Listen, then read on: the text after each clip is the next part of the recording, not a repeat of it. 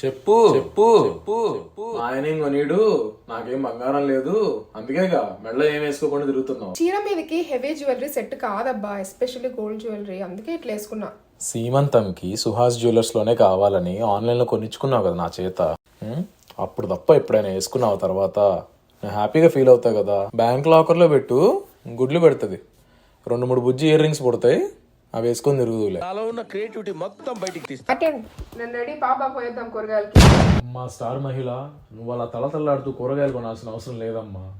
Suhas jewellers లో casual wear jewellery order చేశాను, ఎల్లుండి వస్తుంది. Okay, don't worry.